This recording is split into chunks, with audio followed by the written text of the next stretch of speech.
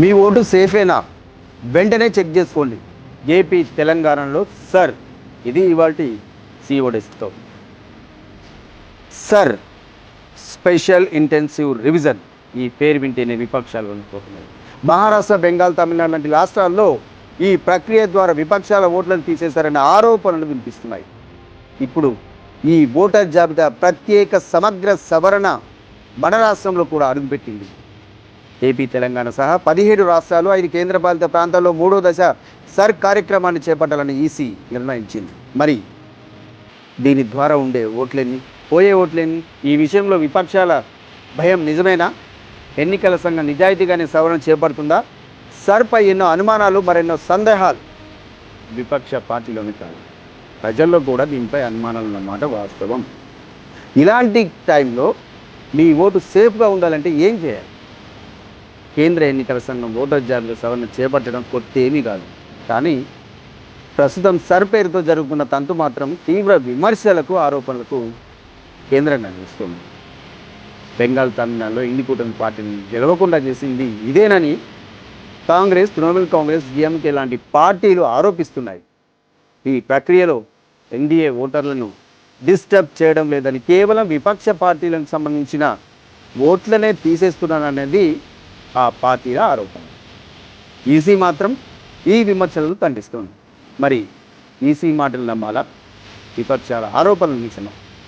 ఈ వాదన ఇలా నడుస్తున్న సమయంలోనే సర్ మన రాష్ట్రంలో కూడా అడుగుపెట్టింది. అతి త్వరలో 2 తెలుగు రాష్ట్రాల్లో ఈ ప్రక్రియను స్టార్ట్ చేయాలి. ఈ నెలాఖరులోగా ఓటర్ల మ్యాపింగ్ను 90% పూర్తి చేయాలని కలెక్టర్లను, అధికారులను రాష్ట్ర ప్రధాన ఎన్నికల అధికారి ఆదేశించారు. ప్రతి బుధవారం రాజకీయ పార్టీల సమావేశాలు నిర్వహించి మ్యాపింగ్ పురోగతిని సమీక్షించాలని కలెక్టర్లకు సూచించారు. అంటే మన దగ్గర కూడా ఈ ప్రక్రియను మొదలైంది. ఈ టైంలో ఓటర్గా మనం చేయాల్సింది ఏంటి? రాజకీయ పార్టీల పాత్ర ఏంటి? అసలు సర్ అంటే ఏంటి? ఎన్నికల అధికారులు ఎలా ఈ ప్రక్రియను చేపడతారు? ప్రస్తుత ఓటర్ జాబితాను 2002 నాటి పాత జాబితాతో పోల్చుతారు. దీన్నే మ్యాపింగ్ అని చెప్తున్నారు. ఇలా చేయడాన్ని ఒక రకంగా క్రాస్ చెకింగ్ అని కూడా చెప్పుకోవచ్చు. ఇక్కడే దొంగ ఓట్లు ఏమైనా ఉన్నా, డబుల్ ఓట్లు ఉన్నా తేలిపోతుంది. వీటిని వెంటనే తీసేస్తారు. ఎప్పుడో చనిపోయిన వారి ఓట్లు కూడా అలాగే ఉంటారు. ఇలాంటి ఓట్లన్నీ ఇకపై కనిపించవు. ఒకే వ్యక్తికి 2 చోట్ల ఓటు ఉండడం లాంటివి కూడా కామన్. ఇకపై దీనికి కూడా ఛాన్స్ లేదు. శాశ్వతంగా వలస వెళ్ళిన వారిని గుర్తించి ఆ ఓట్లను తొలగిస్తారు. బూత్ స్థాయి అధికారులు ఇంటింటికి వెళ్ళి వివరాలు సేకరిస్తారు.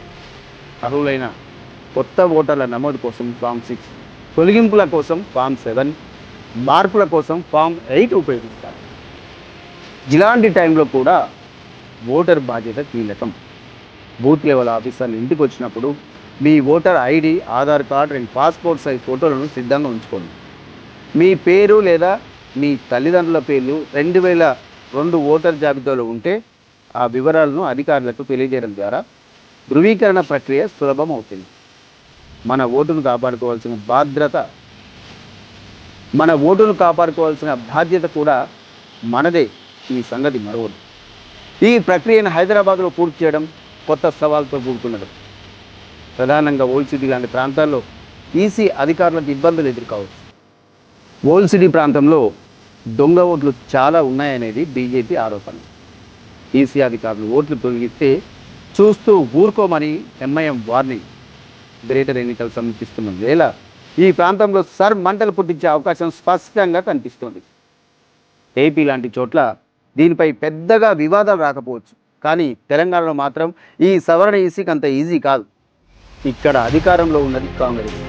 ఆ పార్టీ అధినేత రాహుల్ గాంధీ సర్కు వ్యతిరేకంగా దేశవ్యాప్తంగా పోరాడుతున్నారు. సర్ ఎలా జరుగుతుంది, కాంగ్రెస్తో సహా విపక్షాల ఓట్లను ఎలా తీసేస్తున్నారు అనే అంశాలపై ఇప్పటికే ఆయన ఎన్నో ప్రెస్ మీట్లు పెట్టారు. దేశమంతా తిరుగుతున్నారు. ఇప్పుడు తెలంగాణలో కూడా ఈ ఇష్యూను కాంగ్రెస్ సీరియస్గానే టేకప్ చేసే అవకాశాలు కనిపిస్తున్నాయి. ప్రతి చోట ఈసీ అధికారులకు నిరసనలు ఎదుర్కోవచ్చు. ఓల్డ్ సిటీలో ఎంఐఎం నుంచి, మిగతా ప్రాంతాల్లో కాంగ్రెస్ నుంచి వ్యతిరేకత వచ్చే సూచనలు ఉన్నాయి. సర్ తర్వాత బెంగాల్లో ఏకంగా 91 లక్షల ఓట్లు డిలీట్ అయ్యాయి. తమిళనాడులో ఈ నెంబర్ 74 లక్షలు. ఎక్కడ చూసినా లక్షల సంఖ్యలో ఓట్లను దొంగిస్తున్నారు. అయితే ఇవన్నీ ముమ్మాటికి డూప్లికేట్, డబుల్ ఓట్లేనని ఈసీ చెప్తుంది. కాదు విపక్షాల ఓట్లను తొలగించారని కాంగ్రెస్ సహా ఇండి కూటమి ఆరోపిస్తుంది.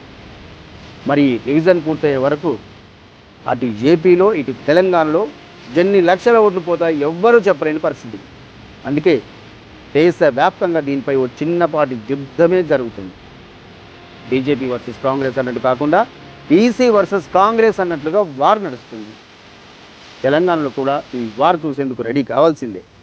ఏదేమైనా తెలుగు రాష్ట్రాల్లో మొదలయ్యే సర్ ప్రక్రియ ఎన్ని వివాదాలకు కేంద్రంగా నిలుస్తుందనేదే ఆందోళన.